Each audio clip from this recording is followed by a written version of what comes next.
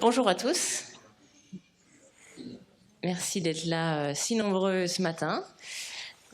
On espère que vous allez passer une super journée. Alors, avant de démarrer avec cette keynote, j'aimerais vous inciter, après chaque conférence, à donner des retours dans les rôtis qui sont présents devant les portes et dont on a mis aussi des exemplaires en bas pour que vous puissiez donner des retours et que les conférenciers s'améliorent comme toujours, comme on aime faire en agilité. Donc, je vais faire entrer le maestro, Alexandre Boutin.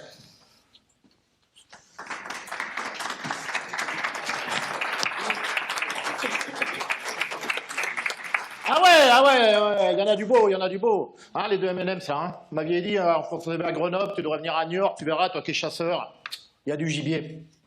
J'ai dit, du gibier. Mais le gibier spécial. Il m'a dit, ah ouais, tu verras plein. Est-ce que vous pouvez lever la main, ceux qui pratiquent Scrum d'une façon ou d'une autre? Oh putain, il y a plein de gibier, merci. Alors aujourd'hui, nous allons parler des chasseurs. Ah, ça marche toujours. Ou pas.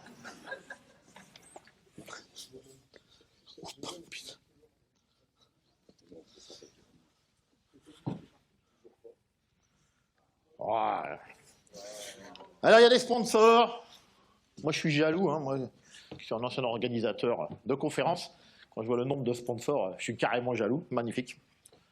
Alors, mon sponsor préféré, quand je vais... Bon, ça, c'est un autre sujet.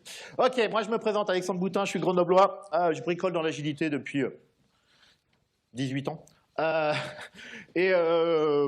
je fais des tas de choses, des machins, etc. Je joue, j'aime beaucoup jouer et je chasse. Énormément. Ce n'est pas un costume loué. Bon, bref, les bons et les mauvais scrum, l'idée des chasseurs, peut-être vous connaissez ce bon petit sketch. Le mauvais chasseur. Je l'attendais celle-là. Non, mais le mauvais chasseur, bon, bah, c'est le gars qui a un fusil, il voit un truc qui bouge, il tire. Ouais, bien sûr. Il tire. Et le bon chasseur? Bah, le bon chasseur, c'est un gars, bon, bah, il a un fusil, il voit un truc qui bouge, il tire, mais... Bah, c'est pour la même chose, quoi. Bon, il y a le bon chasseur, puis il y a le mauvais chasseur, hein, il y a le viandard, puis il y a le non-viandard. T'as le mauvais chasseur, il voit un truc, il tire. Ouais. Voilà. Il tire. Le bon chasseur, il voit un truc. Bon, il tire, mais c'est un bon chasseur. Hein. Bah oui, bien sûr. C'est ça, voilà, c'est la différenciation. On peut pas les confondre, les deux camps. Il y a le mauvais chasseur. Le mauvais chasseur, c'est un mec qui voit un truc, il tire. Voilà. Ça, c'est sûr. Alors là, on le reconnaît à leur mot. Il loupe pas, là. Et le bon chasseur, il voit un truc, il tire. Il tire, mais bon. Mais bon, c'est un bon chasseur, quoi. Je veux dire, c'est pas... Je vais dire ça. Bon, Voilà, vous connaissez peut-être ce sketch. En tout cas, on va essayer de voir avec Scrum. Scrum, tout est là. Un slide, c'est magnifique. Le guide Scrum, 13 pages. Je ne demanderai pas à ceux qui pratiquent Scrum et qui n'ont pas lu le guide Scrum, ça c'est un autre sujet. Il y en a généralement une certaine proportion. 13 pages, hein. Il n'y a pas grand-chose. Hein. C'est super simple. On ne peut pas se tromper. Il suffit de faire les événements, les machins, les trucs, les rôles. Alors, allons regarder un petit peu différentes choses. Donc, on a dans Scrum, on a des rôles. 3 rôles. Équipier, Product Owner, Scrum Master. On va trouver dans les entreprises, dans les équipes agiles, un Product Owner, un Scrum Master, des équipiers. Le Product Owner. Il y a les mauvais Scrum, quand même. Alors, on va essayer de voir un petit peu les bons Scrum et les mauvais Scrum. Il n'y aura pas d'enquête pour savoir dans quel camp vous êtes. Hein. Voilà. Il y a un Product Owner qui est un client. Je veux. Le client est roi. Voilà. Le côté collaboratif de l'équipe Scrum, il ne l'a pas lu dans le guide Scrum. D'accord? C'est quand même lui qui décide. C'est le Product Owner. En plus, quand il y a une relation de subordination, c'est magnifique. C'est le Product Owner, il est vraiment client-payeur et que les autres, ils sont sous-traitants. Ça marche très bien. C'est très compliqué. Donc ça, c'est vraiment... Pourtant, il est PO, hein, mais mauvais Scrum. Alors, ah ouais. Pas chez vous, hein. Vous allez voir, vous êtes les bons Scrum, je suis sûr. Ils râlent sur les retards et les bugs. Mais comment on peut râler? Vous avez vu une équipe de sport collectif? Quand ils perdent un match, chacun d'entre eux dit c'est la faute de lui. Ah, c'est lui, c'est pas normal, il a pas couru assez vite. Regarde les statistiques. Hein. Moi j'ai fait 8 km, il en a fait que 7 km 5, c'est pas normal. Donc ok, ça c'est un producteur qui est là, voilà. J'ai autre chose à foutre quand même. J'ai un vrai métier. Hein. Les rétrospectives, c'est pas pour moi. Et donc les PO ne viennent pas. D'autres choses que j'ai eues dans l'autre sens, c'est intéressant. Les équipiers qui n'invitent pas le PO. Ah non. Tiens, bizarre, pour quelle raison? Ils disent, si on l'invite, il va vraiment savoir ce qu'on fait. Ok. Non, mais vous savez, il y a des trucs dans Scrum transparents, machin, des choses. Ouais, c'est dans le guide Scrum aussi. Hein. Moi, je ne suis pas un fanat du guide Scrum, mais je veux dire, tout est marqué. Hein. Ok.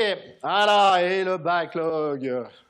Le backlog est une liste ordonnée qui produit de la valeur. Tu déconnes, c'est une liste de tickets. Ah, ordonnée, quand même, on n'a pas tout fait faux. Ok, allez, mon bon Scrum, qu'est-ce qu'il fait, mon bon Product Owner? Ah ouais, c'est un leader métier, il embarque son équipe, il donne du sens, les gens ont envie de bosser pour lui ou avec lui. Ça, c'est génial. Qu'est-ce qu'il fait, mon bon Scrum? Et la vision. Demandez à un informaticien ce qu'il fait, il va vous dire, je suis en train de coder. Demandez-lui à quoi ça sert, il va vous dire... Ah, normalement, il y a une user story, ou ça, user story, c'est pas dans Scrum, mais c'est pas grave. Il y a des trucs comme ça qui devraient expliquer le sens, le pourquoi, etc. Mais lui, il le fait, hein, le bon Scrum, le bon Product Owner. Allez, il prend le temps. Ça, c'est important. Product Owner qui n'a pas le temps. Je ne sais pas si vous avez regardé, moi je dis, être Product Owner d'une équipe Scrum, c'est au moins 70% de son temps. Donc vous comprenez qu'on ne peut pas être Product Owner de 2 équipes Scrum, déjà. Et qu'il va falloir investir du temps.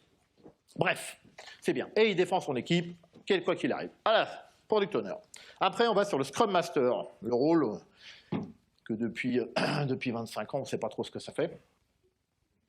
On paye quand même des gens à rien foutre. Hein. Enfin, mais s'ils n'étaient pas là, ça ne marcherait pas. Non, mais attendez, moi j'adore le Scrum Master, mais quand tout va bien, il ne sert à rien. En fait, il a tout fait pour que ça se passe bien, mais ça ne se voit pas. On récompense ceux qui éteignent les incendies, vous le savez. Pas ceux qui les empêchent. Bon, mauvais Scrum, c'est le chef de projet. D'accord, il fait des reporting, il gère son truc. Il a tellement été habitué avec un diagramme de Gantt que même en Agile et en Scrum, il l'a toujours. Ouah, il ne l'affiche plus autant qu'avant, mais il le garde. On ne sait jamais. Ça peut servir. Vous savez, on fait du Scrum, on a 8 sprints, et les sprints sont remplis à l'avance. Ça ressemble pas à un diagramme de Gantt déguisé? C'est ce qu'on va faire? Ok, voilà. Mon Scrum Master, qui a pris l'engagement tout seul, qui se dit, il faut qu'on tienne notre engagement d'équipe, il est obnubilé, il faut finir les stories, absolument. Et zen, c'est pas ton job. Ça, c'est le job des équipiers. Et lui, bien sûr, il veut augmenter la vélocité. Par chance, dans Scrum, il n'y a pas de rôle de manager, donc on n'en parlera pas aujourd'hui. On va rester sur la méthode. Augmenter la vélocité. Augmenter la vélocité. Magnifique. Comme je disais, ça fait une petite vingtaine d'années que je bricole dans l'agilité, en particulier avec Scrum. C'est pas possible. Tout système a un certain débit. On peut changer le système, on peut l'améliorer, il y a tout un tas de choses là-dessus. Mais décider comme ça, arbitrairement, il faut augmenter la vélocité, ça ne marche pas. Ok. Bon, Scrum, qu'est-ce qu'il fait? Il s'occupe des équipiers, du Product Owner et de l'organisation. C'est marqué dans le guide Scrum. Honnêtement,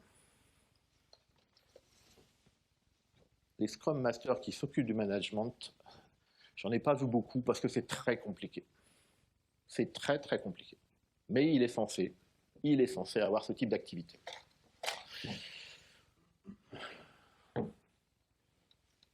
On arrête avec la méthode agile? Ah non. Tu fais de la méthode agile? Tu as appliqué la méthode agile? La méthode agile, là. J'ai même vu parfois un L majuscule. C'est un framework, c'est un cadre de fonctionnement. Pour les informaticiens, on devrait bien comprendre ce que ça veut dire un framework. Un framework, ça ne fait rien. La façon dont on l'utilise, etc., ça fait des trucs. Mais pas le framework. Donc en fait, il sait qu'il n'est pas là pour faire appliquer. Il est là pour comprendre le mécanisme, etc. et s'en servir. C'est un outil Scrum. Voilà. Et il prend le temps de bien faire son travail. Beaucoup de Scrum Masters sont aussi équipiers. Pourquoi? Parce que ce sont des anciens équipiers. Où est leur zone de confort?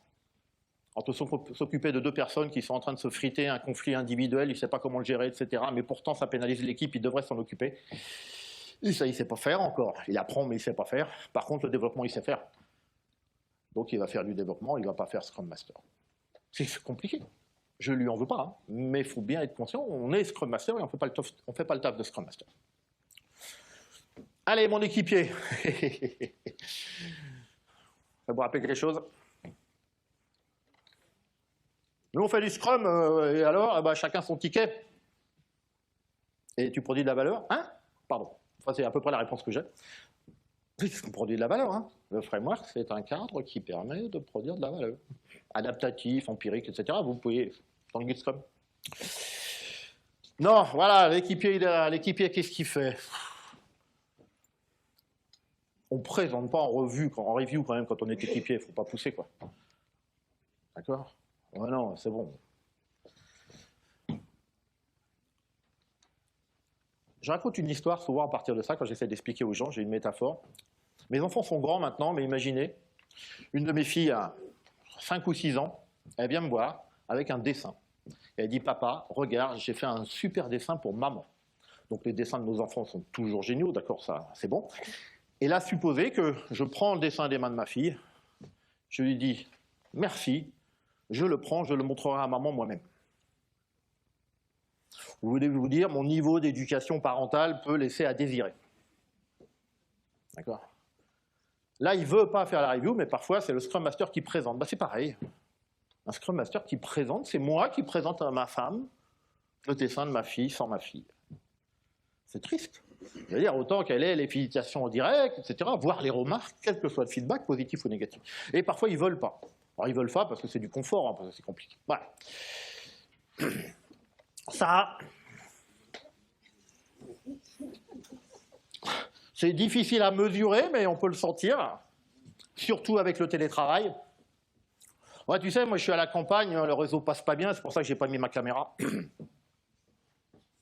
Ben oui, si je mets ma caméra, tu vas voir que je fais autre chose. Ah oui, non, quand même, faut pas déconner. Voilà, et puis moi je suis pas là pour travailler, pour produire de la valeur. Voilà, l'équipier. J'en ai rencontré, hein. Plus souvent qu'on croit. Mais ils font du Scrum, hein. Ils sont équipiers. Allez, qu'est-ce qu'on va attendre du bon équipier? Le bon équipier, il a cette notion d'engagement collectif, il a pigé qu'il ne travaille pas tout seul, il a pigé qu'il...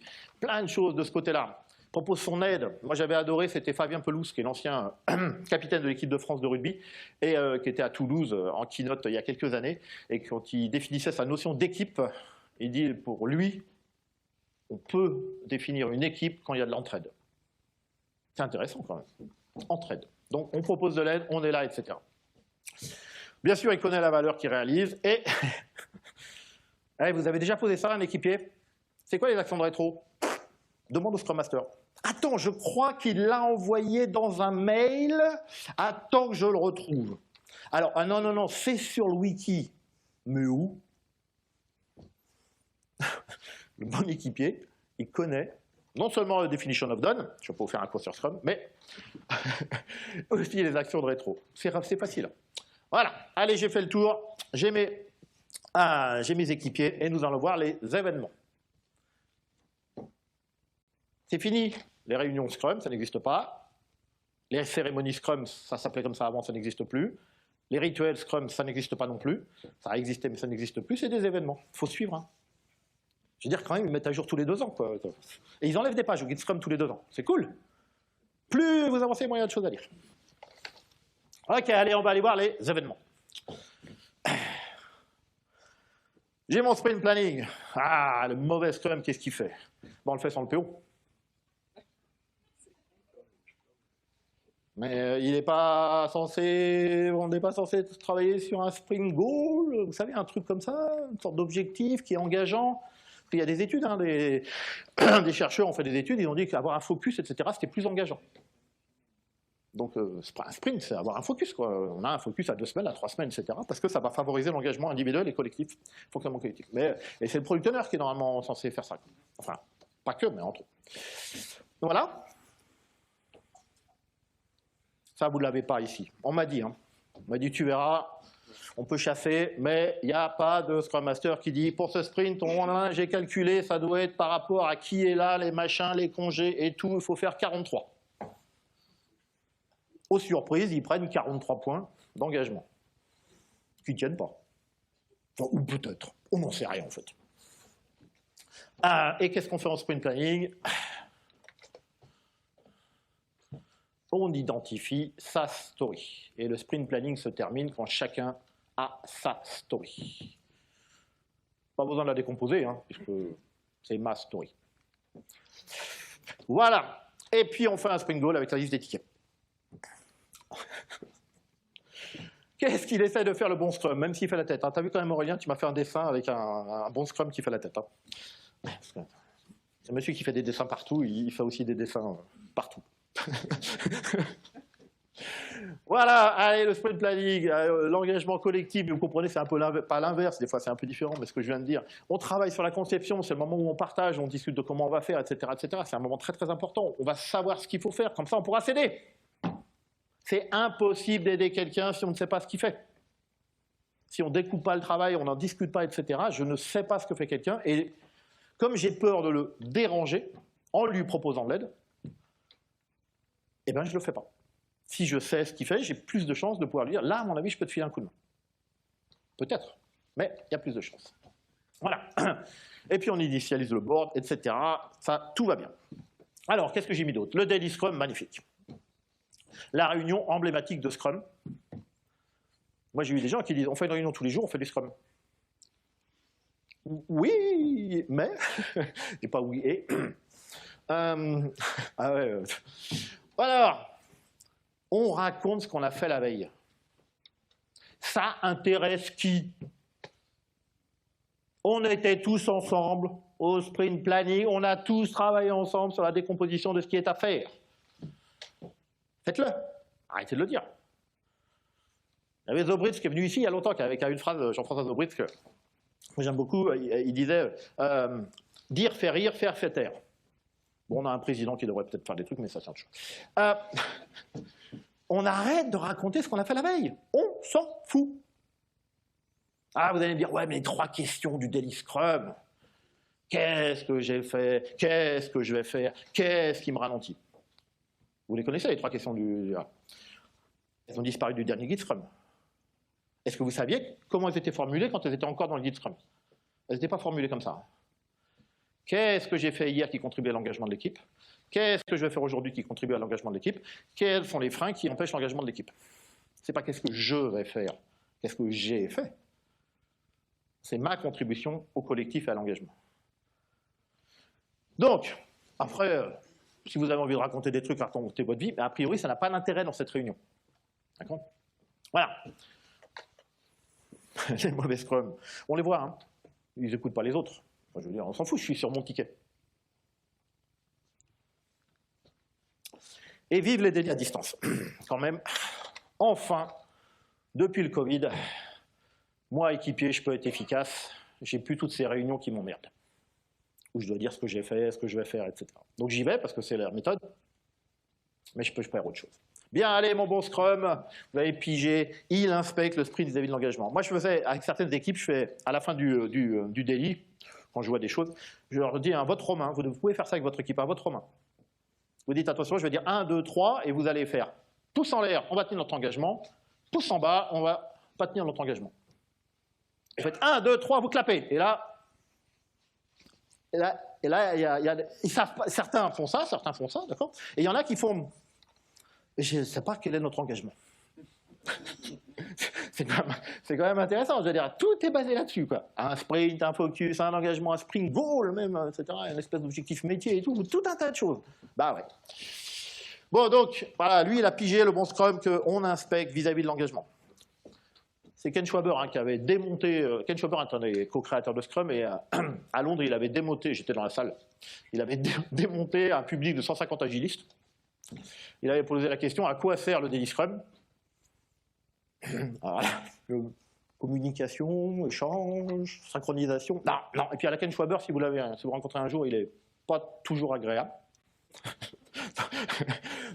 dans sa façon de répondre. Après, voilà. Donc il était un peu sec, non, non, non, et voilà. Et il nous a dit à la fin, pour lui, c'est uniquement inspect and adapt, d'accord, dans les 3 principes Scrum, transparence, inspection, adaptation, c'est le mécanisme journalier d'inspect and adapt par rapport à l'engagement pris au sprint planning. On s'engage collectivement sur ce qu'on est aujourd'hui. Moi, c'est la question que je propose aux équipes de se poser. Qu'est-ce qu'on finit ensemble aujourd'hui? Et du coup, il va falloir se synchroniser. Parce que j'ai peut-être besoin de quelqu'un pour finir. J'ai pas fini mon dev, hein. J'ai pas fini mon test, j'ai pas fini mon déploiement, ou comment on fait. Le DOD, j'ai terminé quelque chose. Je ne sais pas ce qui est écrit dedans, mais il y a un ensemble de choses. Et on va synchroniser le travail, parce que j'ai peut-être besoin de quelqu'un d'autre de l'équipe. En logiciel, il y a un truc assez classique, c'est la revue de code. D'accord? La revue de code, c'est assez simple. C'est un autre équipier qui lit le code écrit par un premier équipier. Jusque-là, tout va bien. Moi, j'ai vu des équipes où la revue de code, mais ça prend des jours et des jours et des jours. Parce que ça fait chier un peu tout le monde. C'est pas le truc le plus excitant pour les équipiers. Et donc... voilà, bon, ils disent en review, et pour eux, ils ont fini, ils attaquent une autre story, puis ça traînouille, etc. Des vrais Daily Scrum, les bons Daily Scrum, où ça fonctionne bien. Il dit, OK, moi je pense qu'il me faut encore 2 heures pour finir mon code, j'ai besoin de la review, qui se met dessus? Ah, il y en a un qui dit, ça sera moi, machin, pouf, pouf, je me mets, on fait le daily à 9 h, à 11 h, on sait que la review, combien de temps pour la review? Grosso modo, généralement, une demi-heure, ça devrait, ah, OK, j'ai tes feedbacks à 11h30, donc de 11 h à 11h30, je démarre pas une nouvelle story. D'accord? Parce que voilà, je sais que ça va arriver une demi-heure plus tard, je fais la review, et à la fin de la journée, la story est torchée. Voilà. Donc, c'est l'occasion, le Daily Scrum, de faire ce genre de choses. Sprint review, on arrive à la fin du sprint, tout va bien, sans les utilisateurs. Vous faites pas ça, hein. Vous faites pas ça ici. À Grenoble, ils le font, mais ils sont pas terribles. Ici, ça va. Une sprint, les équipes disent on fait la démo au PO. On fait la démo au PO. Le PO est membre de l'équipe Scrum. Vous montrez à l'intérieur de l'équipe ce que l'équipe a fait. Oui, ça je pense que vous avez bien pigé.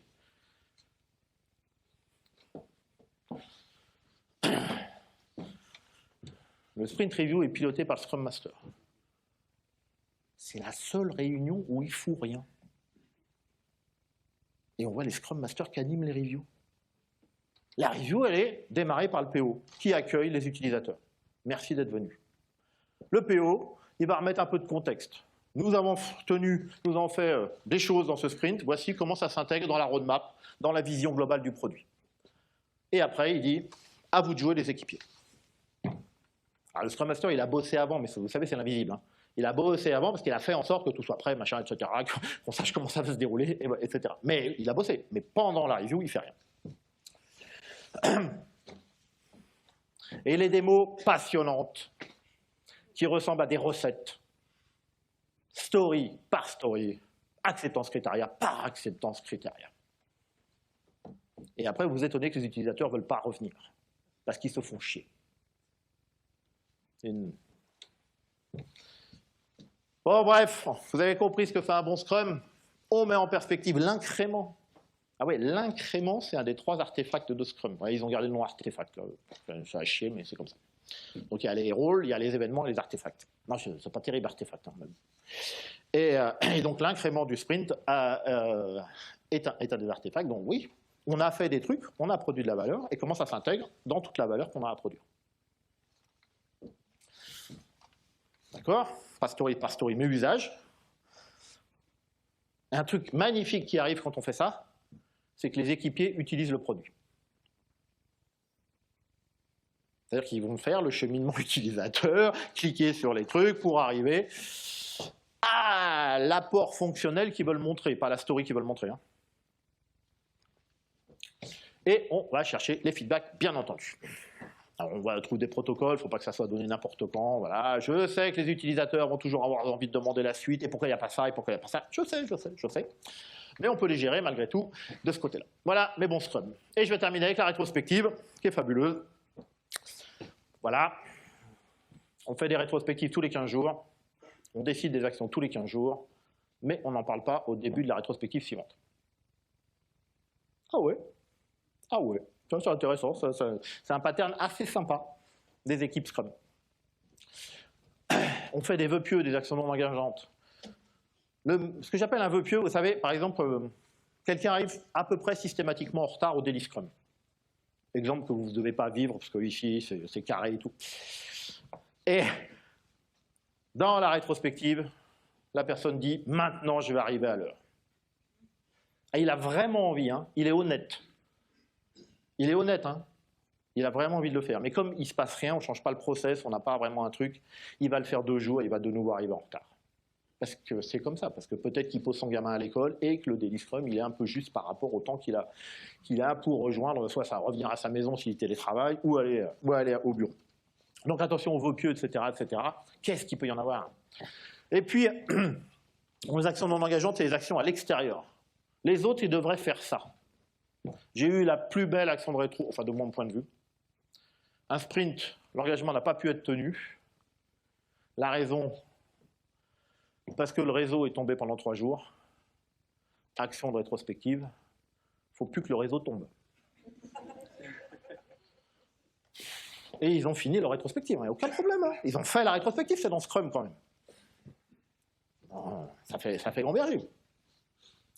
Alors, voilà, qu'est-ce qu'on fait? On sait que c'est une technique, et également une technique de cohésion d'équipe. Ce qui est intéressant, c'est que les équipes qui pratiquent Scrum depuis très longtemps, par exemple avec une belle maturité, ils ne trouvent plus d'action. C'est difficile, parce qu'après tout, ils se connaissent, machin, il y a même des choses qui se règlent pendant le sprint, on n'a pas besoin. Et en fait, moi je discute avec ces équipages, je leur dis attention, prenez un peu de recul, c'est peut-être plus un outil d'amélioration, vous pouvez le prendre comme un outil de cohésion d'équipe, faites une pause de temps en temps, voilà, partagez un truc perso, etc. Ça peut être, c'est tout à fait utile aussi, malgré tout, de garder ce rituel, de mon point de vue. Peut-être pas tout à fait pour la même logique, mais pas dès le début, hein, quand il y a une belle maturité. Voilà, le bénéfice. Si vous avez une équipe Scrum qui a fait une action de rétrospective, vous leur demandez à quoi ça a servi. Ou alors, une autre question, quel problème voulais-tu résoudre? Ou une autre question, quel bénéfice espérais-tu obtenir de cette action? Et alors là, regardez leur visage et on l'a fait. Oui. Et donc, la rétrospective, c'est un principe d'amélioration. Si on décide d'une action, on attend quelque chose. Et donc, on peut se poser la question, effectivement. Voilà. Et on prend les bons Scrum. Ils savent le bénéfice, ils savent dire pourquoi ils vont faire cette action, qu'est-ce qu'ils en attendent. Idéalement, ils peuvent mesurer que l'action. Moi, je leur pose souvent la question, OK, vous voulez traiter ça, comment vous mesureriez, comment vous allez vérifier dans le sprint suivant que la situation a changé, le truc, si c'était un problème, il a disparu ou il s'est réduit, etc. Voilà.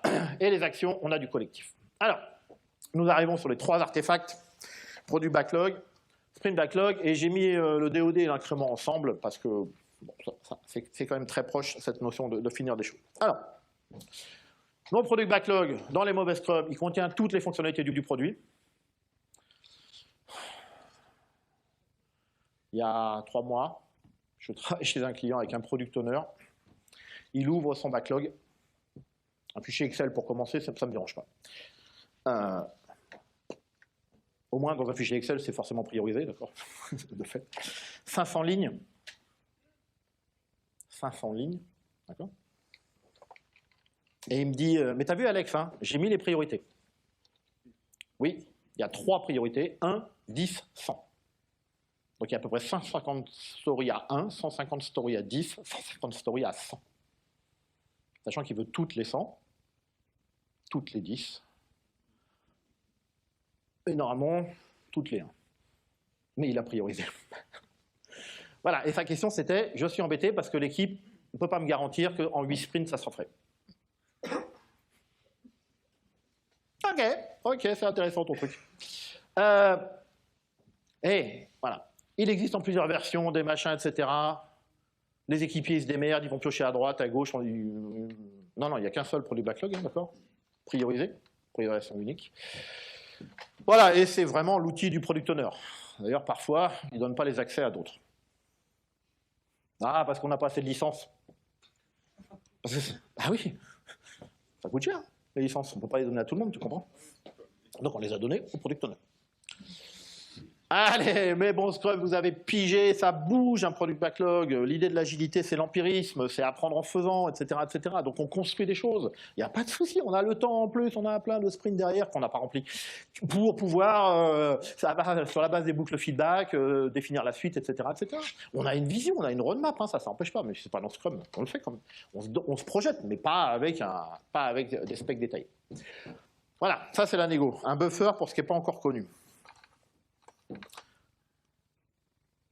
En méthode traditionnelle, on a des buffers. Vous savez, par exemple, vous passez une commande 100 et vous avez provisionné 120.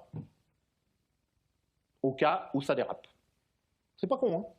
Dans votre budget, vous avez une part de votre budget. Comme ça, vous l'avez déjà négocié avec votre patron, etc.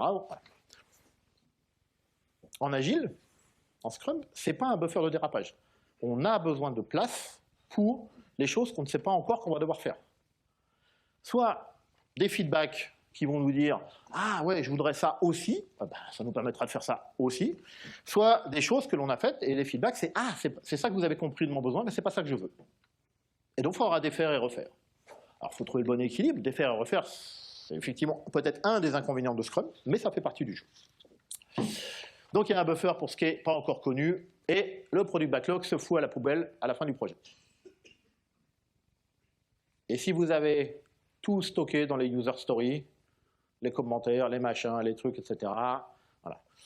Non, c'est un outil de communication d'échange entre un product owner et des équipiers au sein de l'équipe, etc. Oui, j'ai la pub qui se barre. Eh, c'est un vrai chapeau de chasseur.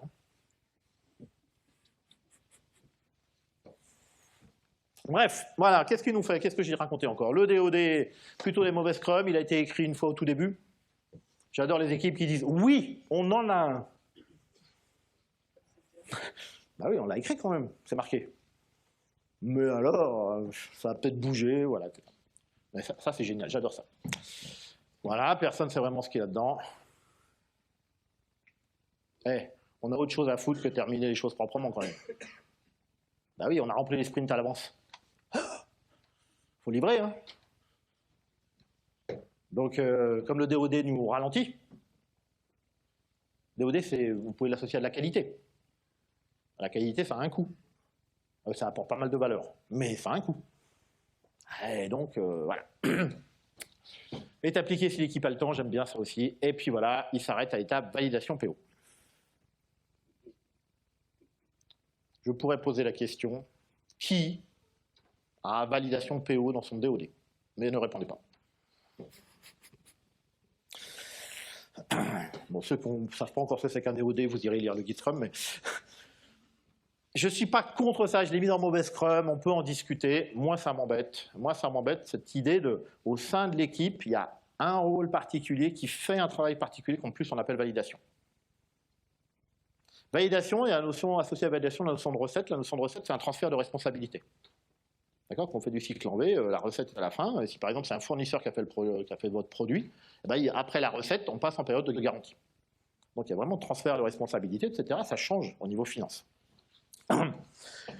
Et ça m'embête. Je ne sais pas ce que ça veut dire. Effectivement, le PO a une vision métier et c'est intéressant qu'il puisse passer sur les stories, passer sur le produit, parce qu'il a un œil différent des équipiers. Je trouve ça intéressant. Moi, ça m'embête de le voir parfois comme ça et puis de s'arrêter à ça, parce qu'après les équipiers, ils disent on a fini. Ou alors ils le mettent dans le DOD et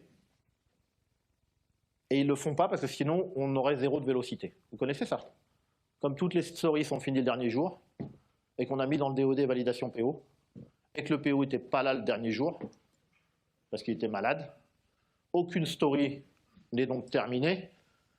Le principe est simple, ce qui n'est pas terminé, ça ne rentre pas dans l'incrément. Si rien n'est terminé, il n'y a donc rien dans l'incrément. Pour ceux qui utilisent la vélocité, ça fait 0. Quelles sont les équipes qui affichent 0 de vélocité? Ouais.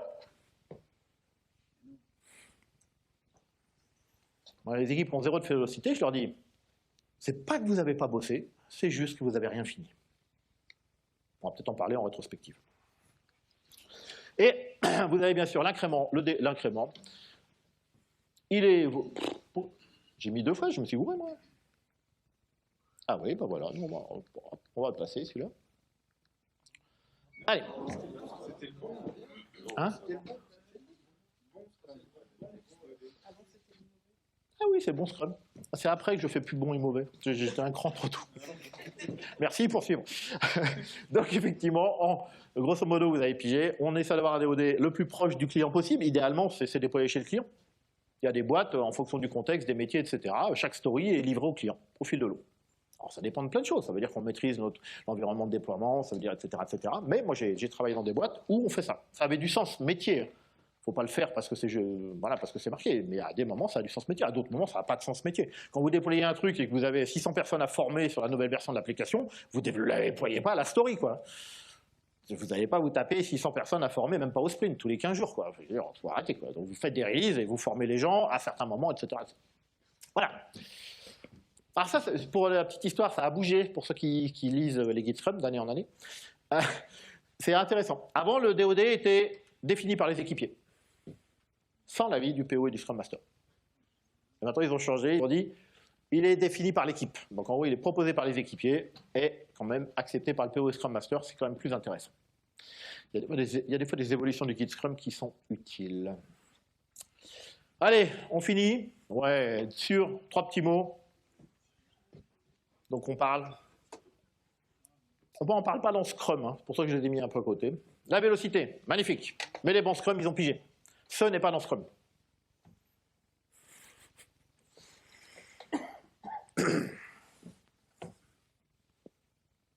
C'est une vitesse. Une vitesse. Ce n'est pas une performance, ce n'est pas une productivité, etc. C'est une mesure de vitesse. Si je dois faire 200 km pour aller d'un point A à un point B, si au bout d'une heure, je mesure où je suis et que je mesure que j'ai fait 50 km, je dirais je fais du 50 km/h de moyenne. Est-ce que je suis performant? Est-ce que je suis productif? J'en sais rien. Par contre, ce que je sais, c'est qu'il me faudra encore 3 heures pour arriver. J'ai une vitesse dans un sprint, mesure ce qui est terminé, je me projette, s'il n'y a rien qui change, sur la base de cette vitesse, voici tout ce que je pourrais avoir dans 3 sprints. Mesure de vitesse.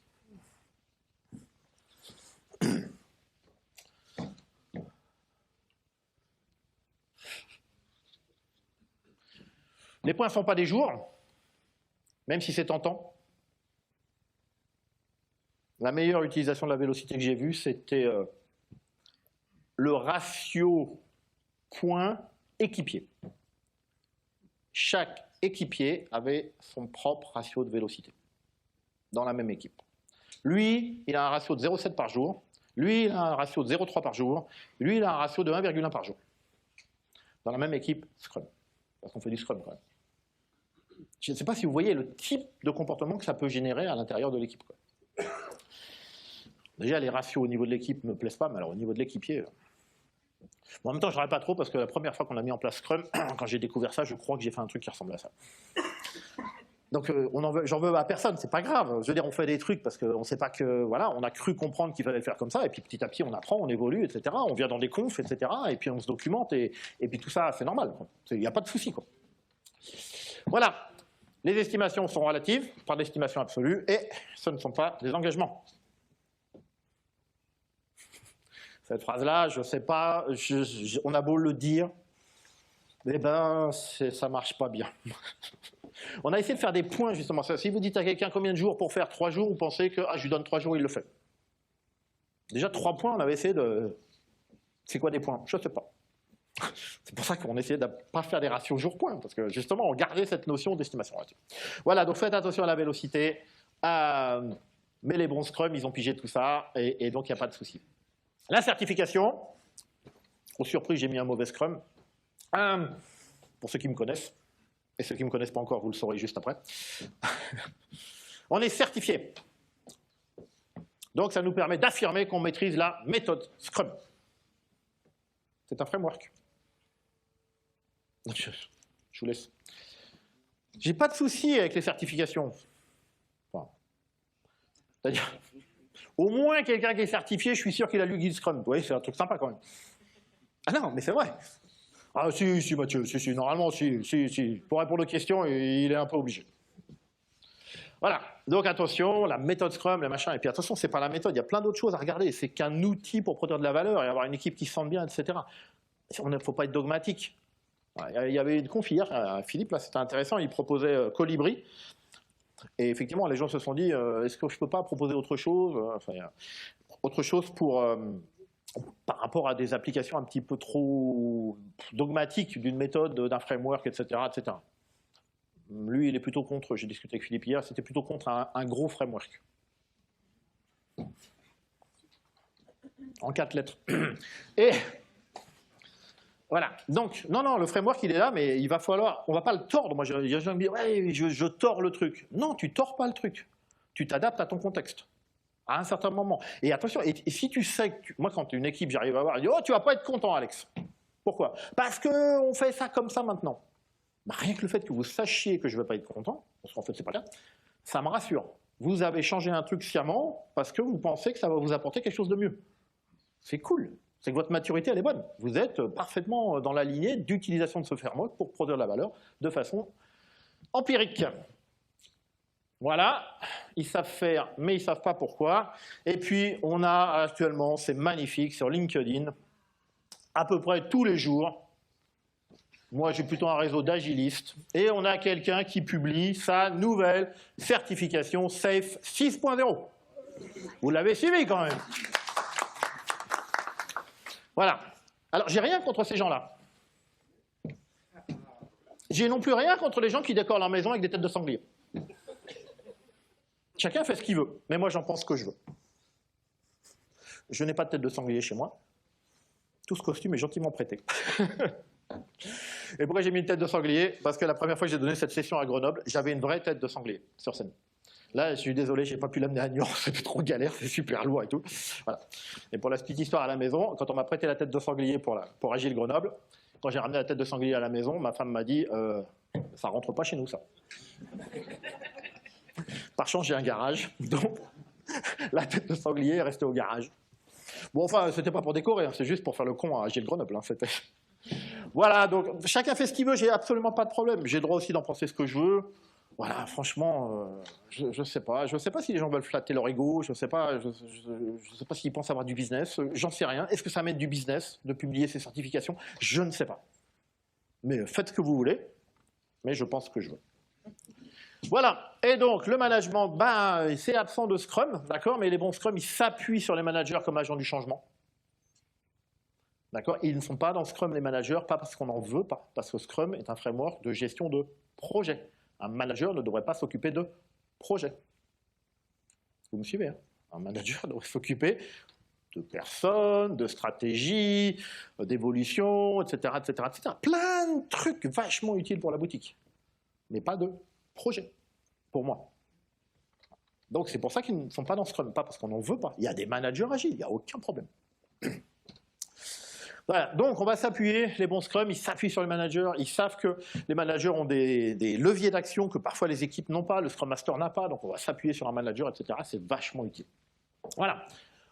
On sait qu'il y a des contraintes de l'entreprise, c'est ce que je disais, on va essayer, non pas de tordre Scrum, mais on va tenir compte de ces contraintes à certains moments, mais il faut savoir, quand on change quelque chose, quel bénéfice est censé apporter par cette pratique, cet élément, et donc on risque peut-être de perdre ça, et comment on peut peut-être le récupérer d'une autre façon. Il n'y a pas de souci. Voilà. Et là, ils ont besoin de ça aussi, les managers, mais les bons Scrum, on arrive à travailler avec des indicateurs différents que ceux peut-être qu'on utilisait avant. Voilà. Mais il n'y a pas de souci pour aussi donner de la matière aux managers, etc., etc. Les bons Scrum y arrivent parfaitement. Parfaitement. Mais ce n'est pas les mêmes indicateurs, très souvent. Voilà. En conclusion, eh bien écoutez, il y a les mauvais qui appliquent Scrum, il y a les bons qui appliquent Scrum, Et j'espère que vous avez compris que ça n'a rien à voir. Voilà. Et voilà. Merci.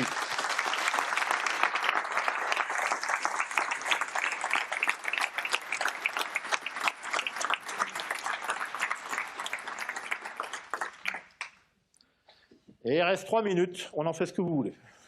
Vous voulez faire des questions ou...